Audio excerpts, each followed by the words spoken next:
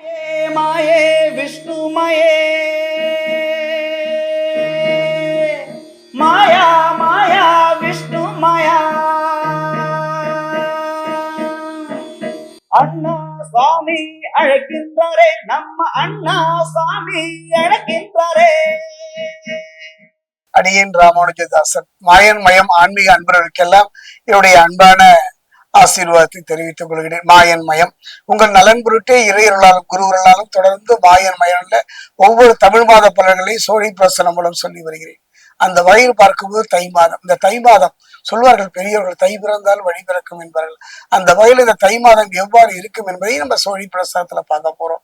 மீனராசி என்பவர்களே மாயன் மயனை தொடர்ந்து சப்ஸ்கிரைப் பண்ணி ஆதரவு தருவீங்கிற ஒரு நம்பிக்கை எனக்கு எப்பவும் உண்டு. நான் அன்றாடம் வழிபடுகின்ற நரசிம்மரும் விஷ்ணு மாயனும் இதை பார்க்கின்ற கேட்கின்ற மீனராசி இருக்கின்ற அனைவருக்குமே நன்மைகளை தருவார் என்ற நம்பிக்கை எனக்கு எப்பவும் உண்டு.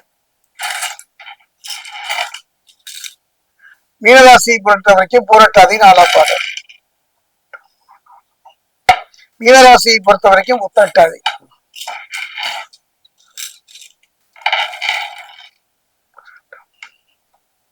மீனராசியை பொறுத்த வரைக்கும் ரேவதி,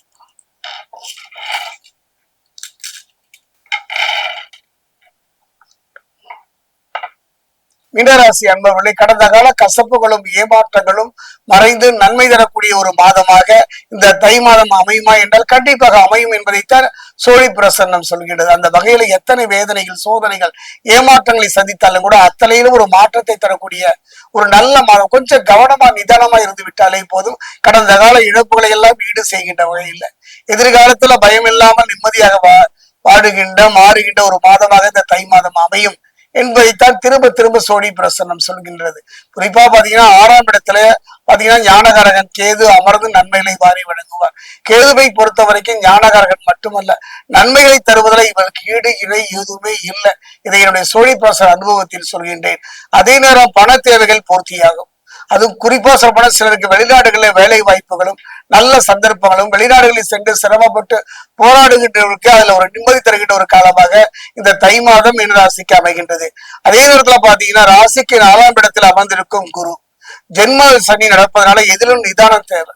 அதாவது குரு இருக்கின்ற இடம், குருவை பொறுத்த வரைக்கும் ராசிக்கு 4ஆம் இடத்துல அமர்ந்திருந்தாலும் கூட குரு ஜென்ம சனி நடப்பதனால எதிலும் கொஞ்சம் நிதானம், பொறுமை, உடல் நலத்துல ஒரு அக்கறை, நீண்ட தூர பயணத்துல ஒரு கவனம், கொடுக்கல் வாங்கல்ல ஒரு நிதானம் அத்தனையும் இருப்பது சிறப்பு. என்னுடைய அனுபவத்துல ஜென்ம சனியை நான் எவ்வாறு சொல்வேன் என்று சொன்னால் நாக்குல சனி என்றுதான் சொல்வேன்.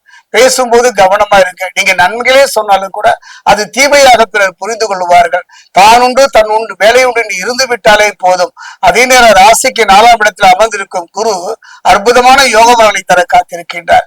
ஜென்ம சனி நடப்பதனால நிதானம் மட்டுமல்ல, பொறுமை மட்டுமல்ல, ஒரு முறைக்கு இருமுறை யோசித்து செயல்படுவதும் இந்த காலகட்டத்துல சிறப்புங்க.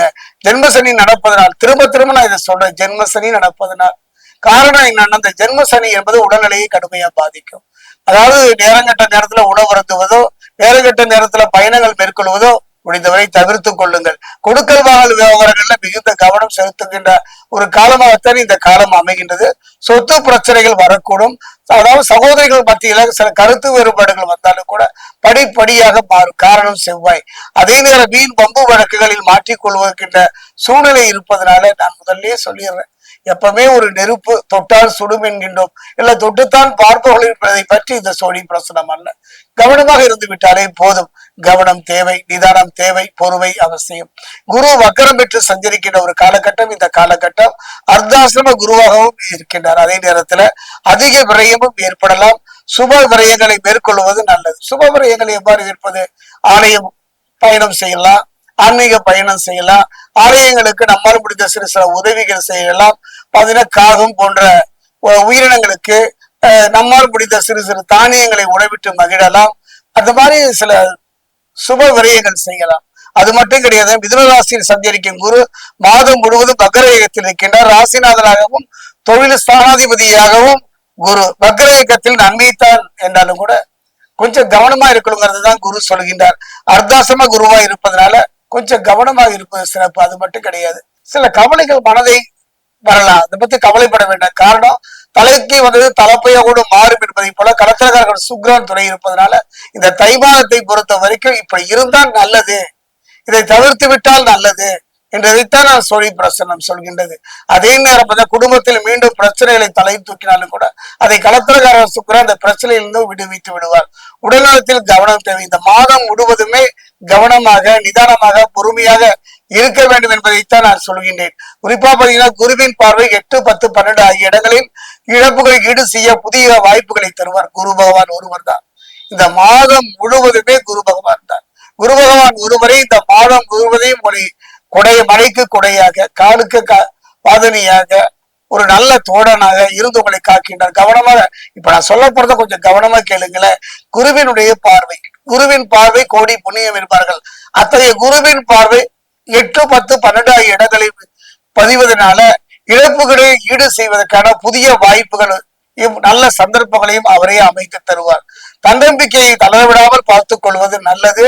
அந்த தன்னம்பிக்கையை தளரவிடாமல் பார்த்துக் கொள்வதில் குரு உங்களுக்கு முக்கிய பங்காற்றுவார்.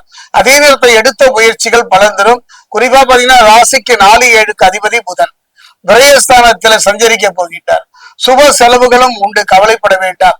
அதே நேரத்துல என்னுடைய அனுபவத்துல தடைபட்டு போன திருமணம், தடைபட்டு போன தொழில், தடைபட்டு போன எதுவாகிடும் அந்த தடை நீங்கி, பிரச்சனை நீங்கி நல்ல முறையில் நடைபெறக்கான அற்புதமான ஒரு சூழ்நிலையை புதன் அமைத்து தருகின்றார். சுப செலவுகளையும் அவர் தரப்போகின்றார். அதே நேரம் புதிய பொறுப்புகளை யோசித்து ஏற்றுக்கொள்வது நல்லது. அவசரப்பட்டு புதிய பொறுப்புகளை ஏற்றுக்கொள்ள வேண்டாம். புதிய பொறுப்புகள் மட்டுமல்ல, எதுவாக இருந்தாலும் ஒரு முறைக்கு 2 முறை நிதானமாக செய்வது சிறப்பு. மகரத்தில் சஞ்சரிக்கும் சுக்கிரன் கும்பராசிக்கு செல்கின்றார். ராசிக்கு 3, 8ஆம் இடங்களுக்கு அதிபதி யாரவர் யாருன்னு பாத்தீங்கன்னா களத்திரகாரகன் சுக்கிரன். சுக்கிரன் 12ல் மறைவது ஒரு அற்புதமான யோகம். அதாவது 2 குருங்க, தேவகுருவும் அசுரகுருவும் இந்த மாதம், தை மாதம் முழுவதுமே உங்களுக்கு அரணாக, துணையாக, தோழனாக இருந்து உங்களை கரை சேர்க்கின்ற ஒரு காலகட்டம். இழந்ததை திரும்ப பெறுகின்ற ஒரு அற்புதமான ஒரு யோக பலனை இந்த இருவரும் தரப்போகின்றார்கள். சுக்கிரன் 12ல் மறைவது ஒரு அற்புதமான யோகம். அது ஒரு பழமொழியை சொல்றேன் பாருங்க. கெட்டவன் கெட்டிடும் கிட்டிடும் ராஜயோகம் என்பதற்கேற்ப பொருளாதாரத்துல திடீர் முன்னேற்றமும், புது முயற்சியில வெற்றியும் கிடைக்கும். பிரச்சனைகள் அகலும், நல்ல திருப்பங்கள் ஏற்படும். பாத்தீங்களா, கெட்டவன் கெட்டிடும் கிட்டிடும் ராஜயோகம் அதை தருகின்ற அருமையான சந்தர்ப்பம். அதாவது தாகத்திற்கு தவித்த வாய்க்கு தண்ணீர், பசித்த வயிற்றுக்கு உணவு. ஆனா அதை போல ஒரு மனத்துல நிக்கிறோம், அடி வயிற்றுல பயம், ஏதோ ஒரு குரல் கேட்பது போல. அந்த 3 நிகழ்வுகளையும் தரக்கூடிய தேவகுருவும் அசுரகுருவும் துணை இருப்பதனால தை மாதம் பொறுத்த வரைக்கும் தலைக்கு வந்தது தலைப்பையோடு போச்சு மாதிரி நிம்மதி தருகின்ற ஒரு அற்புதமான ஒரு மாதமாகத்தான் அமைகின்றது. பொன் வைக்கும் இடத்தில் பூ வைப்பது போல ஒரு நல்ல மாற்றத்தை தரக்கூடியது சனி பகவான் ஒருவர்தானே. கவலையே பட வேண்டாம். திருத்தணி சென்று முருகனை மனமுருக வழிபட்டு அருகே உள்ள ஆஞ்சநேயர், அதாவது அனுமனுக்கு வடைபாலையோ அல்லது வெற்றிலை மாலையோ சாற்றி வழிபடுவது சிறப்பு. முடிந்தால் திருத்தணி பாதசனீஸ்வரர் ஆலயம் சென்று சனி பகவானுக்கு ஒரு தேங்காய் வாங்கி 2ஆக உடைத்து நல்ல நெய்யோ நிரப்பி வழிபடுவது அற்புதமான ஒரு யோகம் அடைத்தரும். விடைபெறுவதற்கு முன் ஒன்று சொல்லிக் கொள்கின்றேன். மீனராசி அன்பர்களே, என்னுடைய அனுபவத்துல அடிமேல் அடி விழுத்தால் இரும்பு கூட அற்புதமான ஒரு அடிகளனாக மாறுவதை போல எத்தனையோ துன்பங்களும் துயரங்களும் நமக்கு அனுபவமாக இருந்தாலும் கூட கவலையே படாதீர்கள். இந்த ஜென்ம சனி காலத்துல நல்ல திருமண யோகம், நல்ல தொழில், நல்ல வாழ்வு, இழந்ததை திரும்ப பெற்றவரையெல்லாம் சந்தித்திருக்கிறேன். உங்களுக்கு நம்பிக்கை இருக்குதோ இல்லையோ, இறைவனின் பாதத்தை சரணடைந்து விடுங்கள். உங்களால் முடிந்தால் ஓம் நம சிவாய, ஓம் நமோ நாராயணாய, ஓம் நம சிவாயா என்றெல்லாம் ஏதோ தெய்வ மந்திரத்தையாவது மனமுருக சொல்லி பாருங்கள். மீனராசி இருக்கக்கூடிய ஆண் பெண் இருபாலருக்கும் 2 குருவும் துணை இருப்பதனால நல்ல மாற்றம், நல்ல ஒரு முன்னேற்றத்தை பெறக்கூடிய ஒரு மாதம் இந்த தை மாதம்.